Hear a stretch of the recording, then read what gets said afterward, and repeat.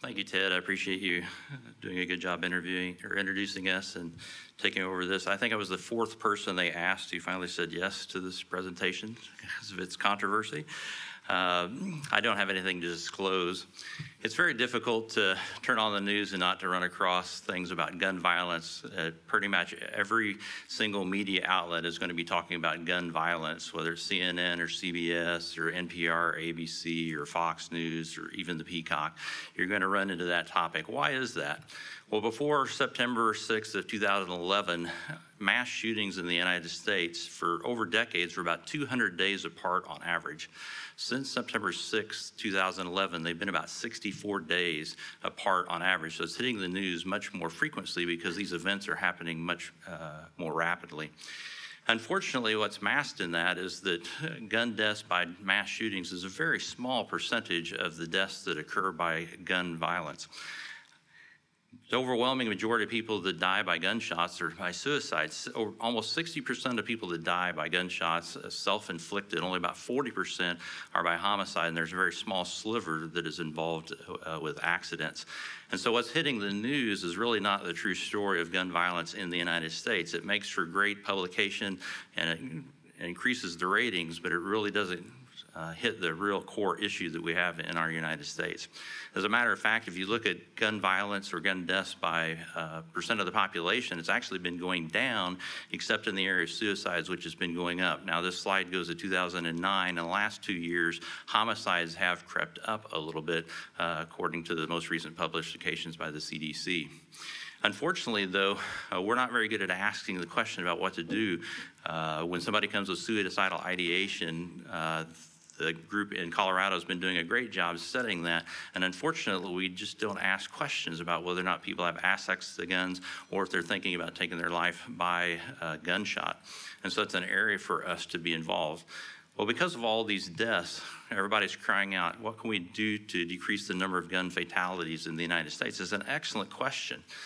Well, what can be done? Everybody wants to focus upon legislation. And so in 2016, in this epidemiological review, there are over almost 3,800 records that they screened of studies, not only in the United States, but worldwide. What was the impact of legislation on firearm-related injuries? 130 studies made it into their analysis.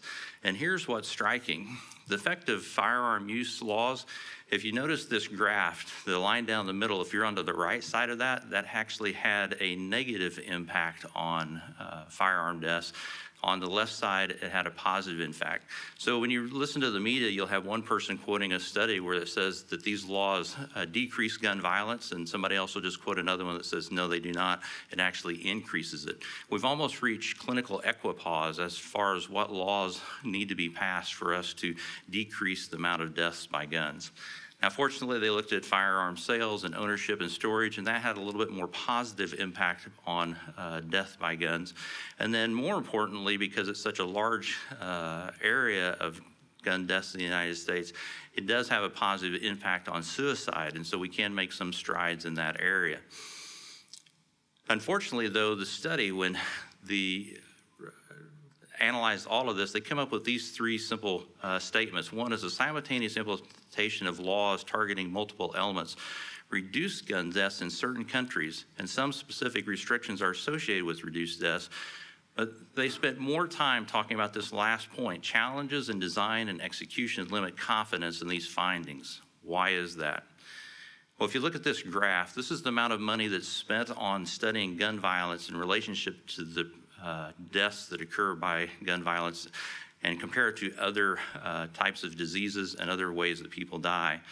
What you need to notice, and I know it's very small, so I'll point this out, gun violence is down here, but what you'll find out that motor vehicles is here, about the same number of people die percentage-wise, but this is a logarithmic scale, 10 times as much money is spent studying motor vehicle accidents than gun violence. Liver diseases, 100 times. So there is not very much money that's expended on studying gun violence in the United States, mainly because in 1996, Congress said that the CDC was not to study it because they didn't want to be involved with passing any laws that would either promote or inhibit the use of guns.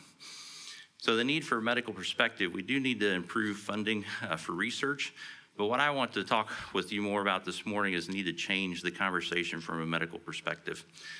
One of the articles is, I'm a physician and guns are a disease. And when that person wrote the article and said that guns are a disease, he's speaking of this in a metaphoric term. Obviously, gun is not a virus, it's not a bacteria, but he's speaking metaphorically. Back in 1980, this book was written, Metaphors We Live By George Lakoff and Mark Johnson. If you've not read this book, I would highly encourage you to read this book. It's written at a very popular level, and it discusses how metaphors shape our way of thinking and also the outcomes of our discussions.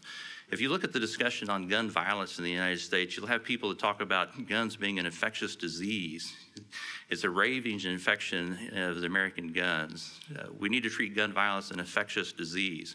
Other people even see it stronger, solving America's plague of gun violence.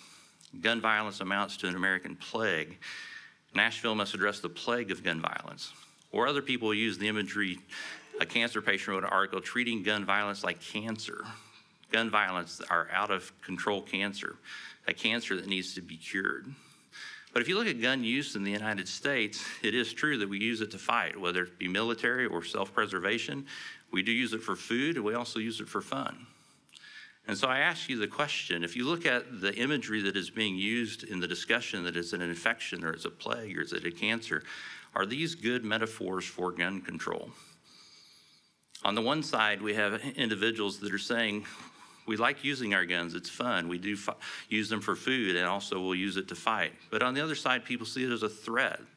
They see injury, they see death. And so you end up with cartoons like this, that everyone should own a gun and no one should own a gun. So can you all please work this out? So I'm a physician and guns are a disease. And on the one side, you have the fun, food, and the fight, but on the other side, you have a threat to injury and death. The question is, can these two sides get along?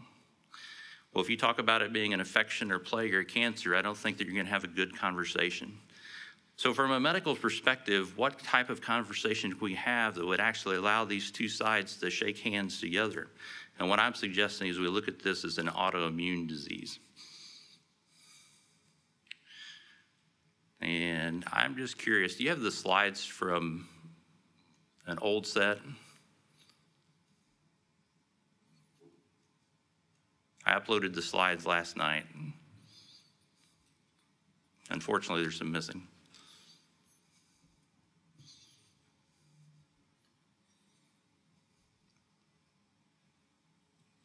Sorry about that.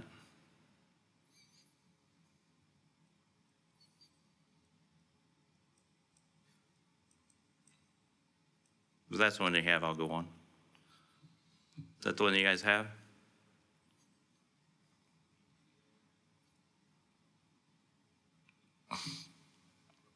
Yeah, so it's an autoimmune disease from a medical perspective. When it works, it protects, but when it doesn't work, it attacks. And so for the gun control rights and those who are advocating for gun control, guns are an acquired immunity. It's something that we are not born with. It's something that we have, and we live in a country that has this acquired immunity. People that advocate for the eradication of guns is like chemotherapy to knock off our immune system. It weakens us. But if you look at gun controls as acquired immunity, letting guns run unchecked is like an autoimmune disease that attacks. And so guns, seen as an autoimmune disease, we need to study what environmental triggers there are to gun violence. We also need to see what endogenous triggers there are to gun violence. And so what I'm suggesting for us is start to change our rhetoric as we talk about gun control from a medical perspective and not use language that would incite one side to fight against the other. We actually have language that would allow us to have a conversation that would respect both perspectives, that we would understand that as an autoimmune disease, that it's fine as long as it's in check. What would keep it from running amok? We need to investigate. And so my suggestion is that we need to improve funding for research and that we also need to change the conversation so that both sides can have a productive conversation about gun control in the United States. Why is this an important topic to me? Harold Moore, I'll save you the math here, 13 years old, shot through the heart with a .22 rifle, died on the way to the hospital in his mother's arms in 1953. In 1963, when I was born as the first male child, I was named Arthur in honor of my uncle who has died in a gun accident. My mother's brother was shot and killed from a hunting accident. And my father, who grew up on a farm whose food was placed there by hunting and fishing, gave me a BB gun for my first birthday. I grew up in a family that many, many times had quality conversations about the use and the misuse of firearms in our society.